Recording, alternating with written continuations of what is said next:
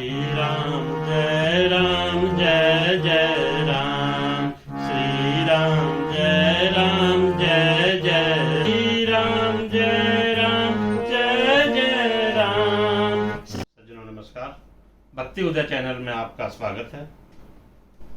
आज हम आपके लिए नरसिंह चरित्र के अंतर्गत रास दर्शन नामक अध्याय लेकर आए हैं।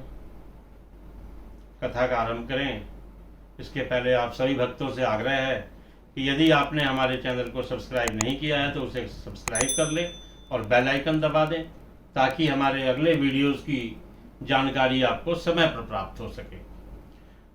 तो सज्जनों, कथा के आरंभ करने से पहले एक बार गणेश जी की वंदना करते हैं।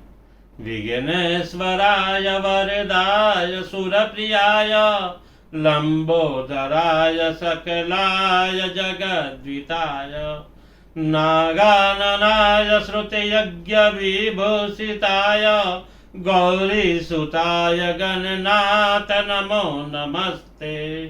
बोलिए श्री गणेश जी महाराज की जय। अखंड मंडलाकारं व्याप्तं येन चराचरं तत्पदं दर्शितं येन तस्मै श्री गुरुवे नमः।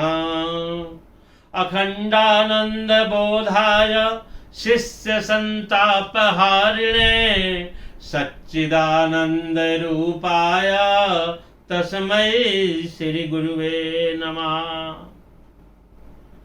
अच्युतम केशवम राम नारायणं कृष्ण दामोदरं वासुदेवं हरि श्रीधरं माधवं गोपिकावल्लभं जानकी नायकं रामचंद्रं भजे। बोलिए वासुदेव भगवान श्री कृष्ण की जय।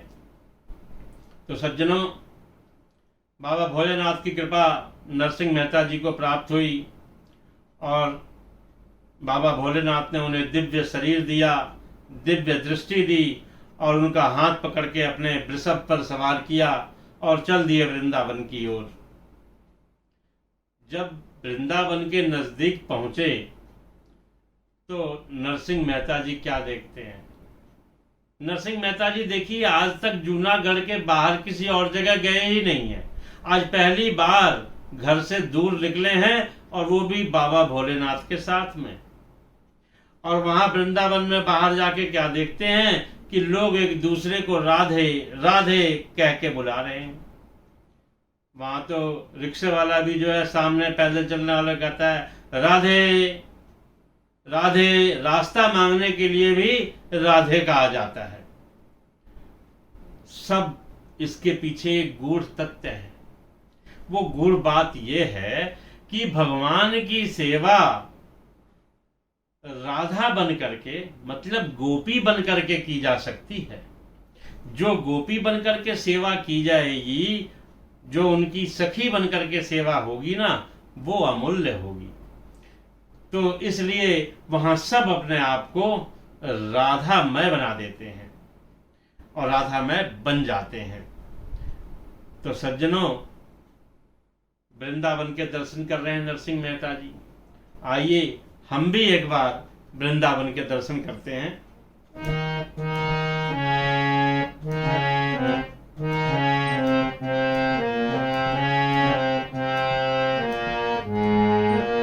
वृंदावन धाम अपार रटे जा राधे राधे, रटे जा राधे राधे, जपे जा राधे राधे, रटे जा राधे राधे, जपे जा राधे राधे। वृंदावन धाम अपार रटे जा राधे राधे, वृंदावन धाम अपार रटे जा राधे राधे। वृंदावन गलियां डोले श्री राधे राधे बोले, वृंदावन गलियां डोले श्री राधे राधे राधे बोले, वाको जन्म सफल है जाए, रटे जा राधे राधे। वाको जन्म सफल है जाए, रटे जा राधे राधे। रटे जा राधे राधे, जपे जा राधे राधे। रटे जा राधे राधे, जपे जा राधे राधे। वृंदावन धाम अपार, रटे जा राधे राधे।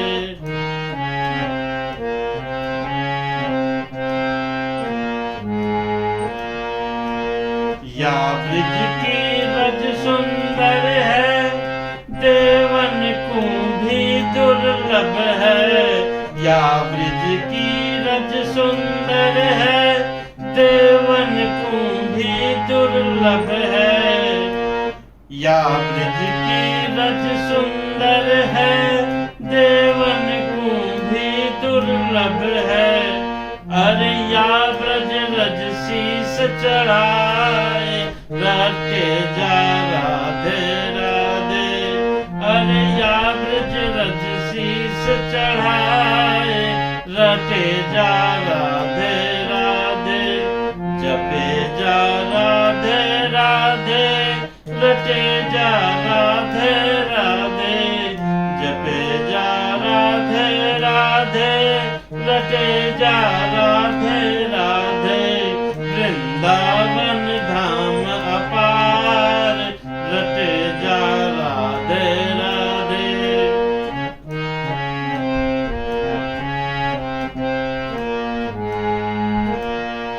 वृंदावन रास रचायो, शिव गोपी वेश बनायो।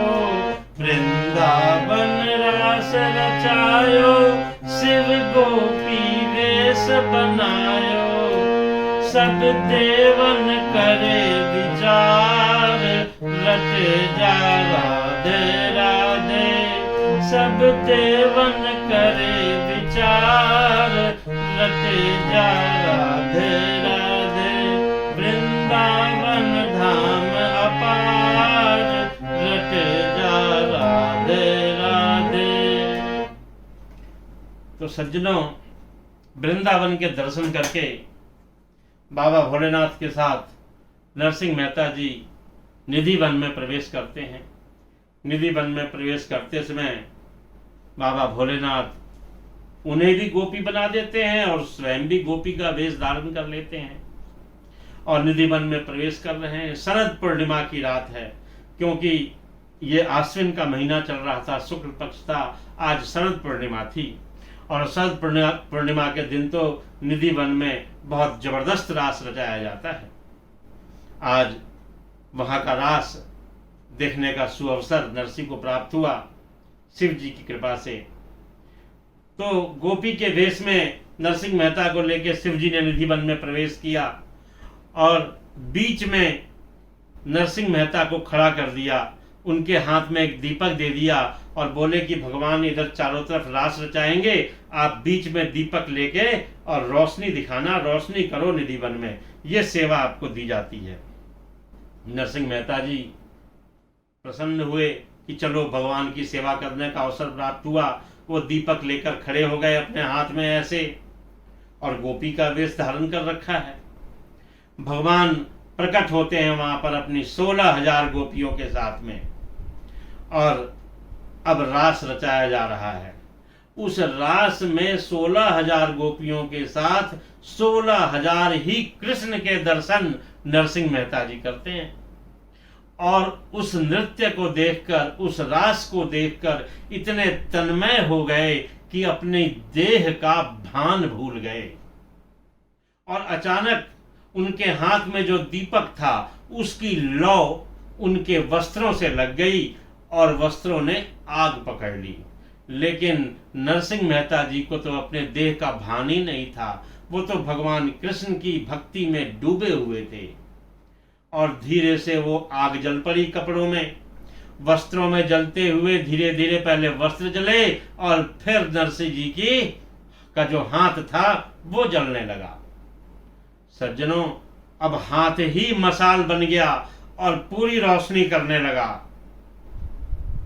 जब रास समाप्त होने को आया तब अचानक भगवान की दृष्टि उस बीच में खड़ी गोपी पर पड़ी जिसका हाथ जल के मशाल बना हुआ था। यह देखकर भगवान ने एकदम से अपना पीतांबर उतारा और उस पर फेंक दिया, उस हाथ के ऊपर। पीतांबर गिरते ही वो अग्नि जो थी बुझ गई और भगवान नजदीक में जाके वो हाथ उठा करके अपने हाथ में और उसके ऊपर अपना हाथ फेर दिया। सारी पीड़ा नरसिंह मेहता की समाप्त हो गई और फिर उनका हाथ पूर्ववत हो गया। तभी भगवान ने देखा, अरे ये तो हमारी गोपियों में से नहीं है, ये कोई अलग गोपी है। उन्होंने कहा, आप कौन हैं और कहां से आई हैं? तब भगवान भोलेनाथ प्रकट हुए और उन्होंने कहा, प्रभु ये नरसिंह मेहता हैं। ये जूनागढ़ के एक नागर ब्राह्मण परिवार में जन्म लिया है इन्होंने और बड़े वैष्णव भक्त हैं। इन्होंने 7 दिनों की कठोर तपस्या से मुझको प्रसन्न किया और प्रभु जब मैं वरदान देने के लिए वहां गया तो इन्होंने वरदान में मुझसे मांगा कि मैं अपनी प्रिय वस्तु दे दूं इन्हें। तो प्रभु आपसे प्रिय वस्तु तो मुझे और कुछ भी नहीं है, इसलिए मैं इनको आपकी शरण में ले आया हूं। आप इनको अपनी शरण में ले लीजिए, ये आपके शरणागत हैं। और नरसिंह मेहता जी ने तो दोनों चरण पकड़ लिए भगवान के और झर झर उनकी आंखों से आंसू बह चले। उन इतने आंसू बहे कि उन्होंने अपने आंसुओं से भगवान के चरण धो दिए। भगवान ने दोनों उनके कंधे पकड़ करके अपने दोनों हाथ से ऊपर उठाया और कहते हैं कि नरसिंह, मैं तुम्हारी सेवा से बड़ा प्रसन्न हूं। आज आपने हमारी रास के अंदर अपनी देह को भूल करके अपनी हाथों को मशाल बना दिया और अभी अभी आपने मेरे चरण को धुलवा दिया। मेरी सारी रास की जो पीड़ा थी, जो मैं थक गया था रास में, वो सारा मेरा जो थकावट था वो तुमने मेरे चरण धो करके दूर कर दिया। प्रभु देखिए, कभी सज्जनों भगवान भी थकते हैं क्या? लेकिन अपने भक्त को प्रसन्न करने के लिए भगवान कैसी बातें कर रहे हैं। भगवान कहते हैं, बोलो क्या मांगते हो? ऐसी संसार में कोई वस्तु नहीं है जो मैं तुम्हें दे ना सकूं। मैं हर वस्तु दे सकता हूं। बोलो तुम्हें क्या चाहिए? जो भी भोग चाहिए मांग लो, जो ऐश्वर्य चाहिए वो मैं तुम्हें देने को तैयार हूं। नरसिंह मेहता जी कहते हैं, प्रभु मैं आपसे कुछ पूछना चाहता हूं। भगवान ने कहा, हाँ पूछो। कहते हैं, भगवान यदि किसी को चिंतामणि मिल जाए तो क्या उसे किसी और चीज की आवश्यकता होगी या कोई और चीज मांगेगा? भगवान कहते हैं, वो मूर्ख होगा जिसको चिंतामणि मिल जाए वो कुछ और की डिमांड करे, कुछ और मांगे। नरसिंह मेहता जी कहते हैं, तो प्रभु मुझे कहां बरगला रहे हैं? भोग में, ऐश्वर्य में? मुझे भोग ऐश्वर्य नहीं चाहिए, मुझे तो आपके साथ रह करके आपकी चरण सेवा करनी है। देखिए नरसिंह मेहता जी, वहां तो शिव जी से मांग लिया कि मुझे अपनी प्रिय वस्तु दे दो और यहां आकर के कह रहे हैं कि मुझे तो आपके साथ रहना है, आपकी चरण सेवा करनी है। भगवान कहते हैं कि नरसिंह सुनो, ये संभव नहीं है, क्योंकि तुम संसार में जन्म लिए हो। जो भी संसार में जन्म लेता है उसके ऊपर 3 प्रकार के ऋण होते हैं, कर्जे होते हैं, देव ऋण, ऋषि ऋण और मनुष्य ऋण। तुम्हें इन तीनों ऋणों से मुक्त होने के लिए अपने सांसारिक कर्तव्यों का निर्वहन करना होगा। नरसिंह जी कहते हैं कि प्रभु यहां भी एक प्रश्न है, क्या ऐसा हो सकता है कि जिस व्यक्ति ने आपके चरणों के दर्शन कर लिए हों उसका संसार में कोई ऋण बच जाए? भगवान कहते हैं, नरसिंह ये बिल्कुल ठीक है कि मेरे चरणों के, मेरे दर्शन के पश्चात तो आदमी स्वतः ही मुक्त हो जाता है, उसको कोई ऋण नहीं रहता। लेकिन सांसारिक कर्तव्य तो फिर भी रहेंगे। आपका परिवार है, आपकी पत्नी है, आपका एक बेटा है, एक बेटी है। आप जो है जा करके अपने सांसारिक धर्मों को पूरा करें, उन कर्तव्यों का निर्वहन करें और तब मेरे पास आए। ऐसा कहते हुए भगवान ने उनको पीताम्बर ओढ़ाया, एक प्रतिमा उन्हें दी अपनी, और कहते हैं कि ये लो इस प्रतिमा की पूजा करना, और एक करताल दिया कि लो ये करताल, इस प्रतिमा के आगे इस करताल से कीर्तन करना, मैं तुरंत आ जाऊंगा। जब तुम याद करोगे मैं वहां आपके सामने उपस्थित हो जाऊंगा। मेरा जो व्यक्ति अनन्याश्रय धारण कर लेता है, यानी मेरे आश्रय हो जाता है, उसका पालन लालन सब मैं करता हूं। तो इसलिए आप चिंता न करें और आप अपने घर को जाएं। और ये लीजिए, उन्होंने अब एक और चीज दी। उपहार पर उपहार भगवान दिए जा रहे हैं। पहले पीताम्बर ओढ़ाया, फिर करताल दी, अपनी प्रतिमा दी, और अब अपने मोर मुकुट से निकाल करके एक मोर मुकुट उन्होंने पहना दिया नरसिंह मेहता को, और कहते हैं अब मैं आपको आपके जूनागढ़ पहुंचा देता हूं। और इस प्रकार से भगवान की माया से क्षण भर में नरसिंह मेहता जी जूनागढ़ के बाहर तालाब के किनारे पहुंच गए। तो सज्जनों, इस प्रकार ये रास दर्शन नामक अध्याय यहीं समाप्त होता है। अब हम कल आपके लिए अनन्याश्रय, यानी जिसने भगवान का आश्रय ही ग्रहण कर लिया है, वो अध्याय लेकर आएंगे। तब तक के लिए आइए। श्री राम जय जय राम, श्री राम जय जय राम, श्री राम जय जय राम, श्री राम जय जय राम। जय श्री कृष्णा।